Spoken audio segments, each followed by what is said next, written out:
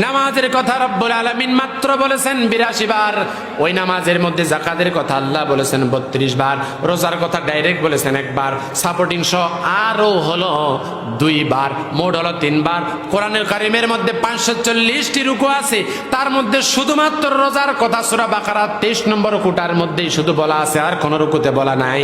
প্রাণপ্রিয় ভাইরা আমার, শুধু নামাজের কথা 82 বার, এরকম করে রোজার কথা 3 বার, আরো আপনি যাকাতের কথা 32 বার, ওই 82-র মধ্যে হজের কথা আরো কয়েকবার, হিসাব করে দেখবেন 100 আয়াতের বেশি নয় আপনি এগুলো মানতেছেন।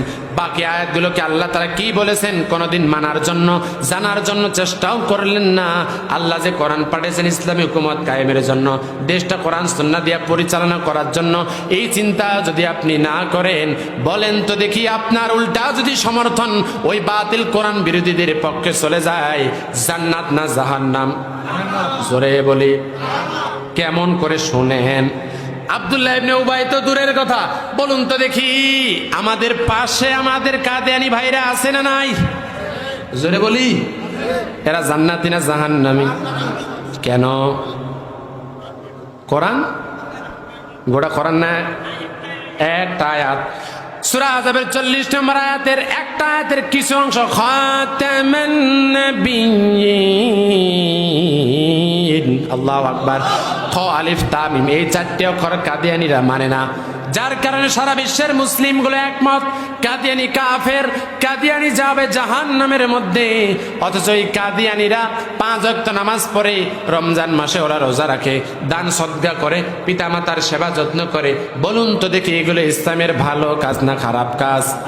অতএব যারা কোরআনকে শুধু 4টা অক্ষর না মানার কারণেই যদি জাহান্নাম হয়ে যায়, কাফির হয়ে যায়, তাহলে এই দেশের মধ্যে কোরআনের আইন চায় না যারা, উল্টা লেনিন, কালমার্স, আব্রাহাম লিঙ্কন আর মাও সেতুনের আইন কায়েমের জন্য ওই সমাজতন্ত্র, পুঁজিবাদ, জাতীয়তাবাদ, ধর্ম নিরপেক্ষতার পক্ষে যারা সুপারিশ দেয়, যারা রায় দেয়, যারা ভোট দেয়, প্রাণপ্রিয় ভাইরা, ওরা কোরআনুল কারীমের অনেকগুলো আয়াতকে অস্বীকার করার কারণে ওরা ডিরেক্ট জাহান্নামের মধ্যে চলে যাবে। কথা বলেন ঠিক কিনা?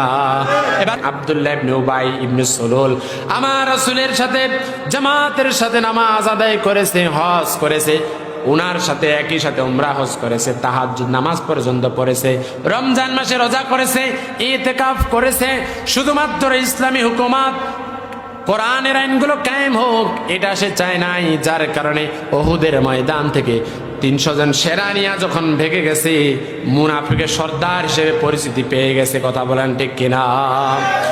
সে ব্যক্তিরা যখন মারা গেল, তার সন্তান